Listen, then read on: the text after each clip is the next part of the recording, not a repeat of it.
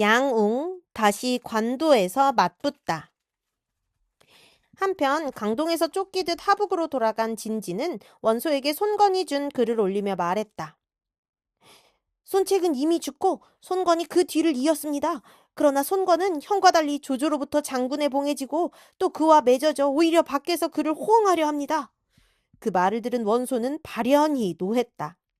손건이 보낸 글을 읽지도 않고 구겨 던지며 소리쳤다. 그 어린 놈이 감히 나를 등지고 조조 그 역적에게로 가려 하다니. 곧 기주, 청주, 유주, 병주 모두의 사람을 보내 크게 군사를 일으키도록 하라. 내 먼저 조조를 깨뜨린 뒤에 그 어린 놈을 사로잡아 목베리라. 그리고 발을 굴러가며 재촉하니 순식간에 하북에는 내주에서 70만이나 되는 대군이 몰렸다. 원소는 그 대군을 이끌고 곧장 허도를 향해 성난 물결처럼 밀고 들어갔다. 하북에서 허도로 가려면 반드시 지나쳐야 할 곳이 관도라는 요충이었다.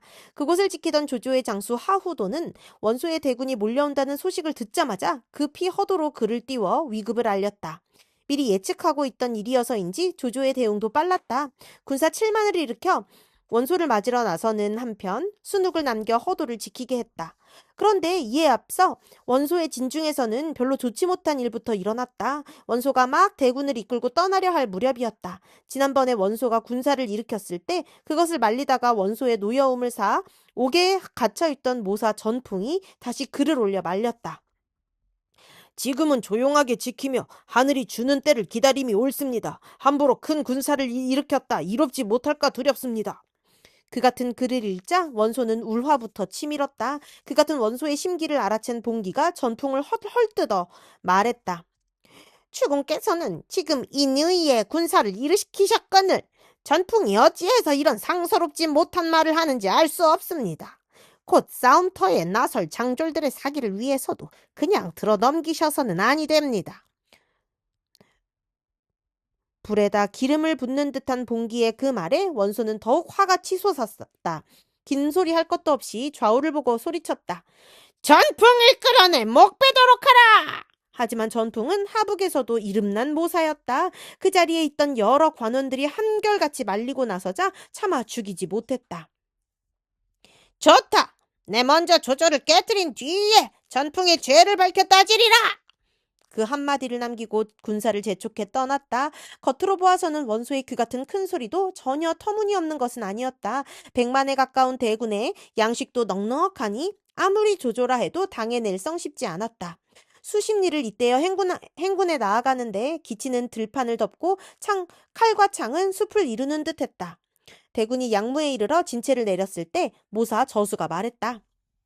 우리 군사는 비록 머릿수가 많으나 용맹이 적군만 못하고 적군은 비록 가려 뽑아 날랜 군사라 하나 양식과 마초가 우리만 못합니다.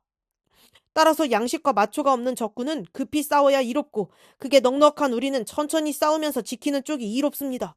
되도록 오래 싸움을 끌 수만 있다면 적군은 싸우지 않고도 저절로 패해 물러갈 것입니다. 밝게 보고 하는 소리였으나 이미 자만에 빠진 원소의 귀에는 저수의 그 같은 소리가 바로 들리지 않았다. 대뜸 전풍을 떠올리며 성난 소리부터 질렀다. 전풍이 우리 군사의 마음을 동요케 하였기로 내가 돌아가는 날로 목베려 하거늘 이제 또 네가 감히 그런 소리를 하느냐? 그러고는 군사를 불러 저수를 군중에 가두게 하며 덧붙였다. 조조가 깨뜨려지기를 기다려 전풍과 함께 저자의 죄를 다스리리라. 대군을 거느린 이로써 사기를 중하게 여기는 것은 이해가 될 법도 하지만 아무래도 지나친 처사였다. 전풍이나 저수의 재주를 믿지 못했다면 사람을 제대로 알아보지 못했다는 점에서 그리고 그들의 말이 마음에 들지 않아서였다면 그 옹졸함과 편협에서 원소는 벌써 실패의 깊은 수렁으로 빠져들고 있는 셈이었다. 저수까지 가두어 2번 다시 지구전에 관한 논의를 꺼내지 못하게 한 원소는 70만 대군을 동서남북으로 나누어 영체를 세우게 했다. 워낙 많은 군사라 영체가 잇따으며 둘레가 90리에 이어질 지경이었다. 그 같은 원소군의 허실은 곧 세작에게 탐지되어 관도로 전해졌다. 너무나 엄청난 대군이라 조조의 군사들은 그 같은 소식을 듣자 모두 두려움에 떨었다. 마음이 무겁기는 조조도 마찬가지였다. 급히 모사들을 불러들여 원소의 대군에 맞설 의논을 시작했다. 순유가 일어나 말했다. 원소의 군사가 비록 많다 하나 반드시 두려워할 것은 없습니다.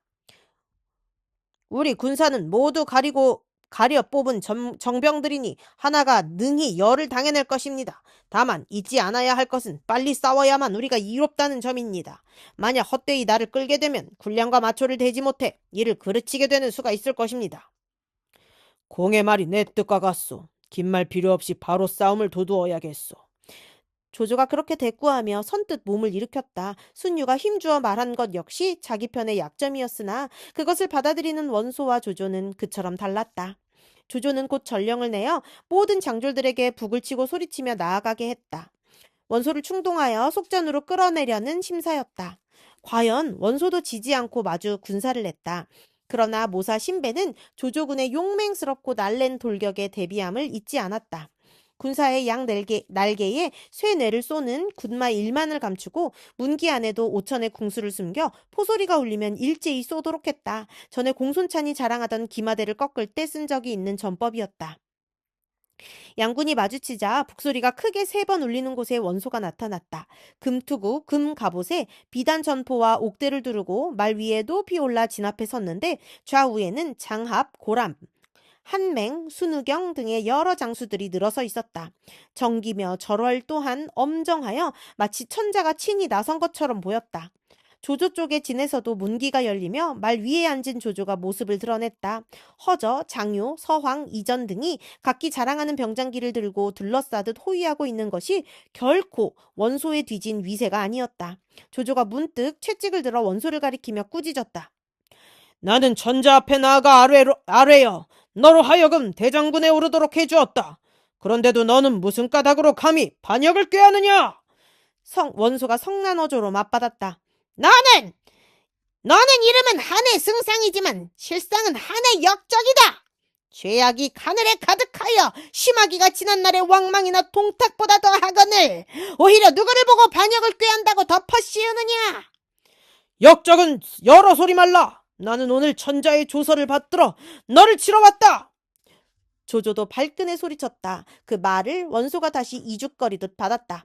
나야말로 천자께서 의대에 감추어 내리신 조서를 받들어 역적을 치러 왔다. 조조에게는 상처와도 같은 동승과 왕자복 등의 사건을 들먹여 조조의 속을 뒤집어 놓은 것이었다. 마침내 조조는 더 참지 못했다. 곁에 있던 장료를 보고 명했다. 문화는 어서 나가 저 역적놈의 목을 가져오라. 원소도 지지 않았다. 역시 곁에 있던 장합에게 소리쳤다. 너는 가서 저 간사한 도적을 사로잡으라. 그러자 각기 주인의 명을 받고 달려나온 두 장수는 양진 한가운데서 맞붙었다. 장료도 범상한 장수는 아니었지만 장합 또한 그에게 뒤지지 않았다. 말과 말이 엉기고 칼과 창이 붙었다가 떨어지기 40~50차례가 되도록 승부를 알아볼 수 없었다. 그 눈부신 솜씨에 조조는 이편저편 따질 것도 있고 감탄에 마지 않았다. 그때 곁에 있던 허저가 더 못 참겠는지 칼을 휘두르며 말을 달려나갔다. 원소 쪽에서는 그걸 본 고람이 역시 창을 비껴들고 말을 달려나와 허저와 어울렸다. 거기서 싸움은 두 쌍이 되었다. 각기 상대를 맞아치고 베고 찌르고 후비는데 구경하는 사람이 오히려 어지러울 지경이었다. 한참을 구경하던 조조는 문득 지금이 한 번쯤 부딪혀 볼 때라 생각했다. 하후동과 조홍을 불러 가만히 영을 내렸다. 너희들은 각기 3천군을 이끌고 원소의 본진을 휩쓸어 버리도록 하라. 철기를 앞세운 소수의 정병으로 적의 대군을 어지럽혀 승기를 잡아보려는 뜻이었다. 하지만 조조에게는 불행하게도 원소 쪽은 이미 그런 종류의 돌격에 대비가 되어 있었다. 신배는 조조의 군사들이 몰려오는 걸 보자 급히 전령을 내려 포를 쏘게 했다. 한 소리 포성과 함께 원소의 진 양날개에서 1만의 쇠뇌가 쏟아지고 이어 중군 쪽에서도 5천여 궁수가 뛰어나와 일제히 화살을 쏘아댔다. 아무리 잘 단련되고 날랜 조조의 군사라 하지만 소나기처럼 쏟아지는 화살을 감당해낼 수가 없었다. 급히 남쪽을 바라고 달아나니 나머지 군사도 절로 뭉그러지기 시작했다. 원소가 때를 놓치지 않고 장조를 휘몰아 그런 조조군의 뒤를 쳤다. 이미 기울어진 대세라 조조와 수하 장수들이 아무리 목이 터지도록 외쳐대도 소용이 없었다. 조조군의 참담한 대패였다. 수십 리를 쫓긴 조조는 겨우 관도에 이르러서야 군사들을 수습할 수 있었다. 첫 싸움에 크게 이긴 원소는 곧 진체를 뜯어 대군을 관도 근처로 옮겼다. 내처 관도를 휩쓸지 못한 것은 조조가 지키는 애구가 원체 험하기 때문이었다.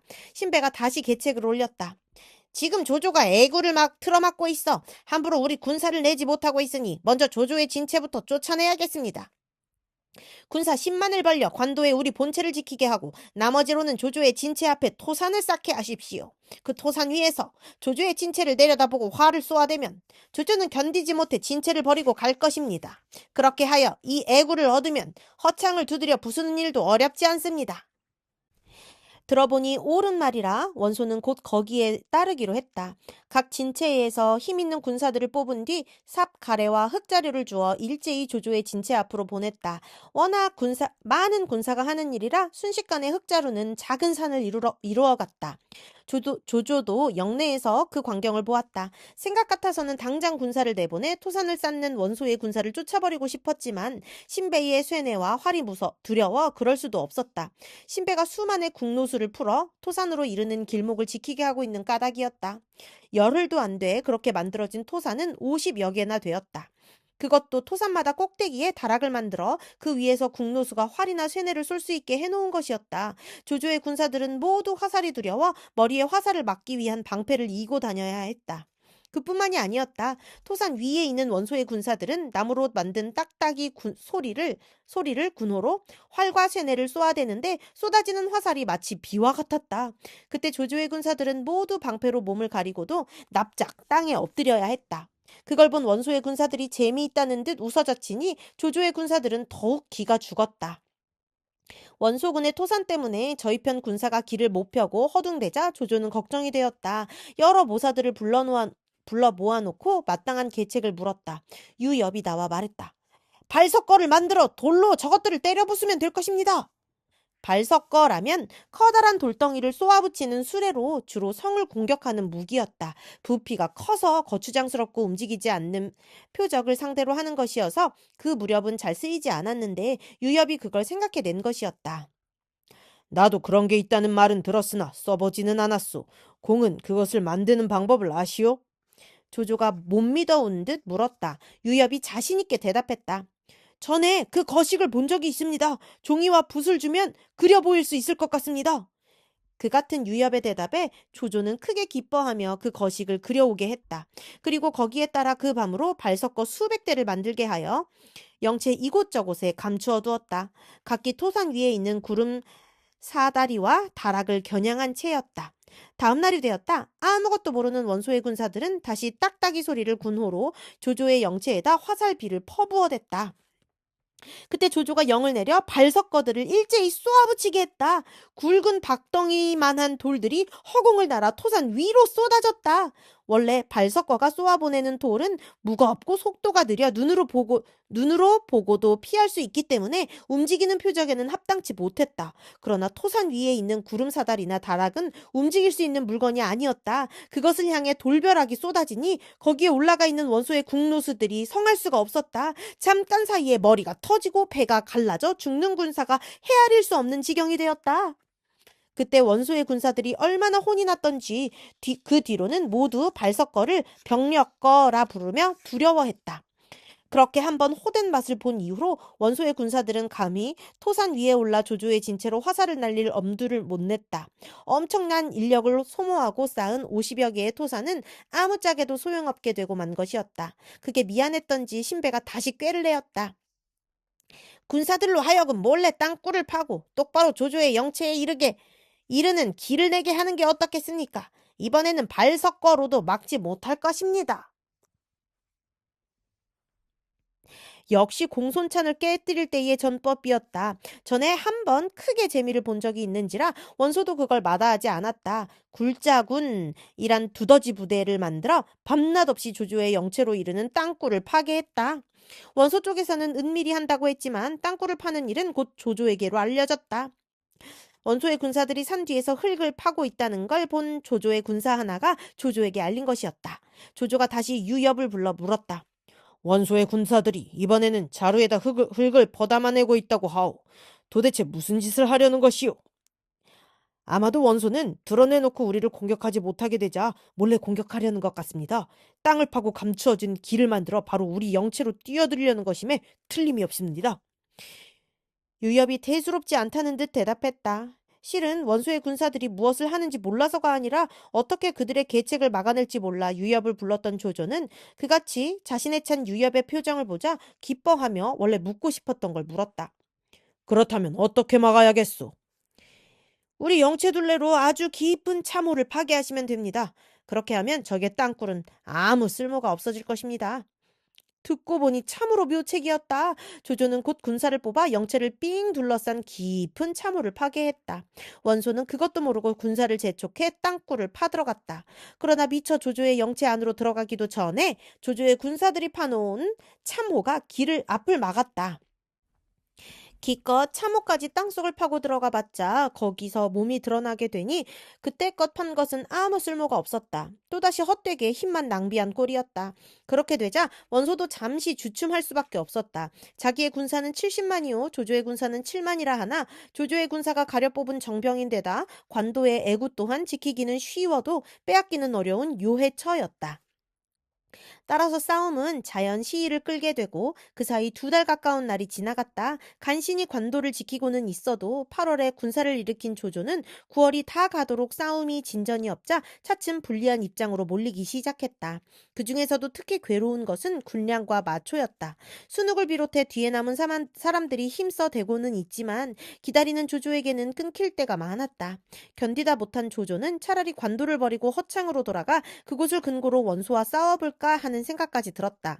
그러나 아무래도 그래서는 안 될 것 같은 느낌에 마음을 정하지 못하고 시일만 끌다 문득 순욱에게 글을 보내 물었다. 그동안의 경과를 말한 다음 허창의 형편과 아울러 그리로 군사를 돌리는 게 어떨까를 의논한 것이었다. 순욱의 답은 곧 왔다. 순욱에게 쫓기듯 급하게 되돌아온 군사가 내준 글의 내용은 대강 이러했다. 나아감과 물러감이 한 가지로 얼른 내키지 않아 그 결정을 물으시는 존명을 받자옵고 몇 자 답해 올립니다.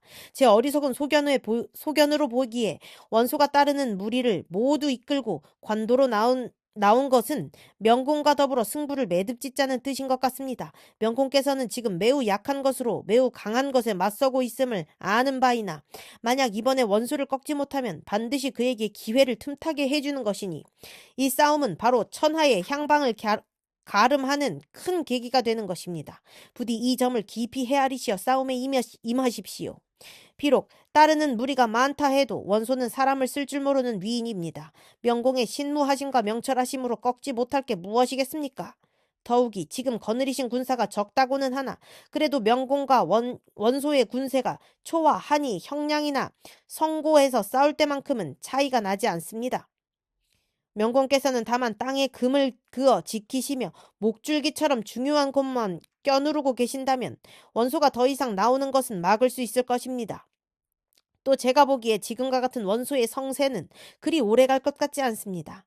머지않아 반드시 변화가 있을 것이니 그때야말로 의외로움을 써서 적을 꺾을 때입니다. 결코 그때를 놓쳐서는 아니 됩니다. 거듭 말씀드리거니와 부디 명공께서는 깊이 헤아리시고 살피시어 이를 결단하도록 하십시오. 격려와 조언이 아울러 담긴 순욱의 글이었다. 마음이 흔들리던 조조도 그 글을 읽자 배심과 용기가 솟았다. 물러날 생각을 버리고 장졸들을 불러 엄하게 영을 내렸다. 이번에 원소를 꺾지 못하면 결코 허도로 돌아가지 않는다. 모든 장수와 사졸들은 죽기로 싸워 각자가 맡은 곳을 지키라. 그렇게 되자 오히려 밀리는 건 원소 쪽이었다. 몇 번이나 앞으로 나가보려 했으나 번번이 조조 쪽의 매서운 저항에 부딪혀 밀려나고만 원소의 군사는 30리나 물렸다. 나름대로는 전열을 가다듬음과 아울러 새로운 길을 찾아보기 위해서였다. 원소가 조금 물러난 만큼 조조는 더욱 적극적으로 나왔다. 이제는 그저 영체를 지키고만 있는 것이 아니라 부근 일대에 널리 초병을 풀고 수시로 장수들을 내보내 돌아보게 했다. 그러자 곧 한 전기가 찾아왔다. 서황의 부장인 사환이 순찰을 나갔다가 우연히 원소군의 세작 하나를 잡아온 일이었다. 서황이 끌려온 세작에게 원소 쪽의 허실을 묻자 뜻밖에도 놀라운 대답이 나왔다. 오래전에 대장 한 명이 군량을 운반해 오기로 되어 있습니다. 저는 군량을 운반하는 본대에 앞서 안전한 길을 알아보고 있던 중이었습니다.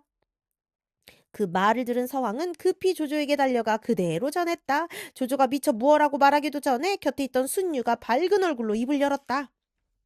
한맹은 하찮은 용맹밖에 없는 무리입니다. 장수 하나에 경기 수천만 딸려보내도 오는 도중에 그를 칠 수 있습니다. 그리하여 그 곡식과 마초가 원소의 진중에 대이지 못하게 한다면 원소의 군사들은 저절로 어지러워질 것입니다. 그럼 누구를 보냈으면 좋겠는가? 순이와 뜻이 같은 조조가 물었다. 바로 서왕을 보내십시오. 그러면 넉넉히 한맹을 사로잡을 수 있을 것입니다. 실은 나도 그리 생각했네. 조조가 가볍게 고개를 끄덕이며 그렇게 말하고는 서왕을 돌아보았다. 그대는 사황과 함께 수하 군사들을 이끌고 한맹을 치라. 곡식과 마초까지 빼앗아 올 필요는 없다. 태워 없애면 된다. 알겠습니다. 오랜만의 싸움이라 서왕은 기꺼이 대답하고 물러났다. 한참 뒤에 조조는 다시 장료와 허저를 불렀다. 대군을 먹일 곡식이라 아무래도 원소가 소홀히 하지는 않을 것이다. 한맹을 구원하러 오는 자가 있을지 모르니 그대들은 각기 군사를 이끌고 가서 서황의 뒤를 받쳐주도록 하라. 이에 장료와 허저도 급히 졸개들을 모아 앞서 떠난 서황을 뒤쫓아갔다. 그날 밤이었다. 원소의 대장 한맹은 아무것도 모르는 채 술에 수천 대의 곡식과 마초를 싣고 원소의 본진을 향해 떠났다.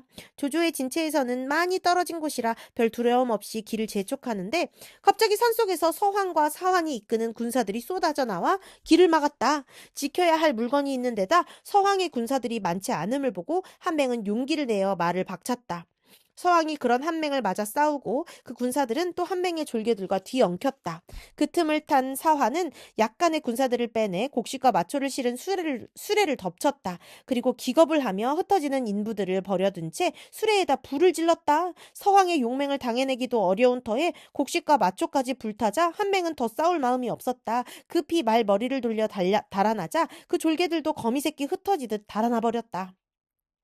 그러자 서황은 그 뒤를 쫓는 대신 불붙은 수레 쪽으로 가 곡식 한 톨 마초 한 줌 남기지 않고 깡그리 태워버렸다.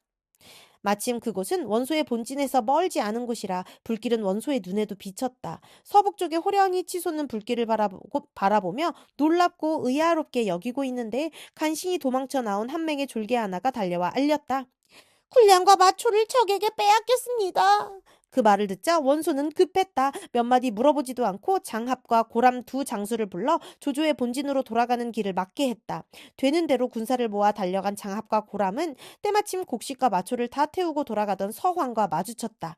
이번에는 군사들의 기세가 바뀌었다. 이를 끝내고 돌아가는 길에 당한 뜻밖의 공격이라 서황 쪽이 불리할 수밖에 없었다. 마지못해 맞받아 싸우기는 해도 시간이 갈수록 불리해져 다급해하고 있는데 호련, 장합과 고람의 등 뒤에서 함성이 일며 허저와 장료가 이끈 군사들이 나타났다. 조조의 명을 받고 서황을 구하러 온 것이었다. 허저와 장료가 양쪽에서 밀고 나오자 장합과 고람의 군사들은 당황했다. 처음에 기세도 있고 사방으로 흩어지니 허저와 장료는 서황과 사환이 있는 곳에 이를 수 있었다. 네 장수와 그 군사들이 한 곳에 뭉치자 이미 그 앞을 막을 수 있는 것은 아무것도 없었다. 무인지경으로 달려 조조의 본진으로 돌아가고 말았다. 네 장수와 그 장수들이 적의 군량과 마초를 불사르고도 큰 손상 없이 돌아오자 조조는 몹시 기뻤다. 장졸에게 각기 무거운 상을 내려 그 수고로움을 위로했다. 그러면서도 한편 성난 원소의 앞뒤 없는 반격에 대비하는 것 또한 잊지 않았다. 군사를 나누어 본체 앞에다 따로의 영체를 세움으로써 서로 의지하는 형세를 이루게 한 일이 그것이었다. 한편 원소는 한맹이 군량과 마초를 모조리 잃은 채 패군을 이끌고 돌아오자 크게 노했다. 저놈을 끌어내 목을 베어라! 원소는 한맹이 눈앞에 서기 무섭게 좌우를 돌아보며 소리쳤다. 뭇 관원들이 힘써 말려 결국 한맹의 목은 붙어있게 되었으나 여기서 또 한 번 눈에 띄는 것은 조조와의 대비이다. 일생에 가장 많은 싸움을 한 조조인 만큼 크고 작은 패배 또한 가장 많이 맛본 조조였으나 싸움에 졌다는 이유만으로 장수를 목베려 든 것은 거의 예를 찾아볼 수 없다. 그런데 원소는 걸핏하면 그런 소리로 장수들을 움츠러들게 했다. 원소의 노기가 겨우 진정되자 신배가 다시 말했다. 군사들을 움직이는데 양식은 매우 중요한 것이니 마음 써서 지키지 않으면 안 됩니다. 그런데 오소는 우리 군사가 먹을 양식을 쌓아둔 곳입니다. 반드시 좋은 장수와 많은 군사를 보내 지키도록 해야 합니다. 그렇지 않아도 한맹의 일로 가슴 섬뜩한 일을 겪은 원소였다. 그새 생각한 게 있던지 대수롭지 않은 얼굴로 신배의 말을 받았다. 그 일은 내가 이미 마음에 정해준 게 있다. 더 기묘한 것은 업도에서 군량과 마초를 끊기지 않게 보내오게 하는 일이다. 그대가 업도로 돌아가 그 일을 맡아 보살피도록 하라. 어떤 일이 있더라도 군량과 마초가 모자라거나 떨어지지 않도록 해야 한다. 불에 데인 아이가 불을 무서워하듯 한번 군량과 마초를 빼앗기자 원소는 그 일을 용병에서 가장 중하게 여겼다. 전풍이 이미 옥에 갇혀있고 저수 또한 갇힌 거나 다를 바 없는 마당이라 신배야말로 원소의 첫 손꼽히는 모사라 할 수 있었다. 그런데 그 신배마저 뒤로 빼돌려 군량이나 세마게 만들어버리고 말았다. 신배는 그 같은 원소의 결정이 탐탁지 않았으나 주인의 성미를 잘 아는 그로서는 어쩌는 수가 없었다. 말없이 명을 받들어 업도로 돌아갔다. 이제 원소 곁에 남은 모사로는 겨우 봉기 정도가 가장 나은 축이었다. 신배가 떠나간 다음 원소는 다시 대장 순우경을 불러 명했다. 그대는 부장, 목원진, 한거자, 여위황, 조예 등과 군사 2만을 거느리고 오소로 가라. 그곳은 우리 70만 대군의 군량과 마초가 쌓여있는 곳이니 특히 잘 지켜야 한다. 원소로서는 믿어온 사람을 골라 보낸 셈이지만 그 또한 그리 잘된 인선은 못 되었다. 순우경은 성격이 모진되다 술을 몹시 좋아해 군사들이 매우 두려워하는 장수였다. 싸움터에서의 용맹은 그럭저럭 쓸만했으나 싸움터 몇십 리 뒤에서 언제 올지 모르는 적을 상대로 경계를 지속하는 일에는 맞지 않았다. 오소에 간 지 며칠도 안 돼 마음이 느슨해진 그는 하루 종일 수하 장수들과 술타령이나 하며 지냈다. 한편 조조의 진중에는 차차 군량이 바닥나기 시작했다. 조조는 급히 사자를 허도로 보내 군량을 재촉하는 글을 순욱에게 전하게 했다. 그런데 일이 꼬이려고 그리 된 것인지 잘 되려고 그리 된 것인지 조조의 글을 품고 허도로 가던 사자는 30리도 채 못 가서 원소의 군사들에게 사로잡히고 말았다. 군사들은 사자를 묶어 모사 허유에게로 데려갔다. 허유는 원래 조조와 어렸을 적부터의 친구였다. 조조의 임협 시절은 물론 효렴에 천거되어 벼슬길에 나온 뒤에도 교부는 계속되었으나 어찌된 셈인지 성년이 되면서부터는 원소 쪽으로 기울어졌다. 그러다가 원소가 하북에서 자립한 뒤에는 온전히 그의 사람이 되어 모사로 일하고 있었던 것이다. 사자의 몸을 뒤져 조조의 글을 찾아낸 허유는 슬며시 욕심이 생겼다. 우연히 손에 넣은 것이긴 하지만 조조가 군량이 달린다는 걸 알게 되자 그걸로 한번 큰 공을 세우고 싶어진 것이었다. 얼른 조조의 글을 소매에 감추고 원소에게 달려가 말했다. 조조는 관도에 군사를 내어 우리와 맞선 지 오래이니 허창은 반드시 비어 있을 것입니다. 한 가닥 군사를 나누어 밤을 틈타 허창을 친다면 허창을 깨뜨릴 수 있을 뿐만 아니라 조조까지 사로잡을 수 있습니다. 마침 조조는 군량과 마초가 다해가고 있으니 지금 바로 우리가 틈탈 때입니다. 조조가 허창의 위급을 들으면 반드시 진을 거두어 돌아갈 것인즉 그때 남은 군사를 들어 조조를 들이친다면 우리는 허창과 이곳 두 군데서 혼란된 조조의 군사를 치는 격이 됩니다. 조조의 군량과 마초가 다 한 걸 자네가 어떻게 하나? 반색을 하고 따라줄 줄 알았던 원소가 뜻밖에도 힘들어한 얼굴로 되물었다. 허유는 적이 실망이 되었으나 먼저 원소의 마음을 움직이는 일이 급했다. 별 생색도 내지 못하고 소매 속에 감춰뒀던 조조의 글을 꺼내 보였다. 그러나 원소는 그걸 읽고 난 뒤에도 별로 반가워하는 기색이 없이 말했다. 조조는 매우 꾀가 많은 자일세. 이 편지는 아마도 조조가 우리를 유인하려는 수작일 게야. 만약 지금 우리가 허창을 손에 넣지 않으면 나중에 오히려 조조로부터 해를 당하게 될 것입니다. 부디 이 기회를 놓치지 마십시오. 안타까운 허유가 간곡히 권했다. 사람 됨에는 다소 문제가 있어도 모사로서의 식견은 뛰어난 그였다. 그런 그에게는 그 같은 편지가 손에 들어온 것이 조조를 깨뜨릴 둘도 없는 기회가 온 걸로 보였다. 원소와 허유 두 사람이 그 일로 한창 말을 주고받고 있는데 호련 한 사람이 와서 알렸다. 업군에서 사자가 왔습니다. 원소가 불러들여 보니 다름 아닌 신배가 보낸 사람들이었다. 신배가 사자에게 주어 보낸 글 속에는 군량을 옮겨오는 일 외에 이런 내용이 덧붙여져 있었다.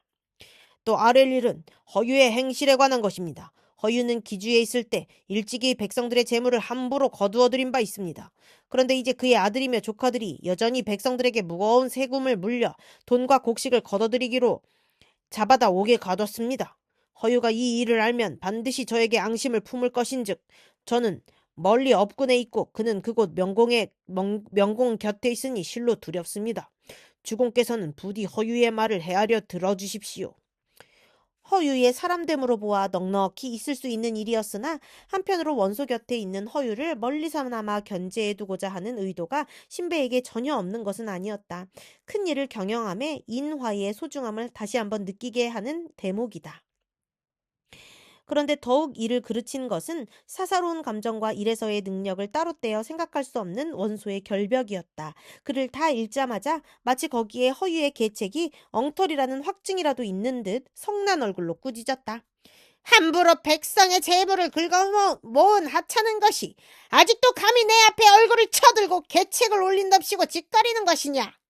너는 탐욕이 심한 데다 또 조조에게는 옛 친구가 된다. 틀림없이 그로부터 뇌물을 받고 그를 위해 첩자 노릇을 하고 있을 것이다.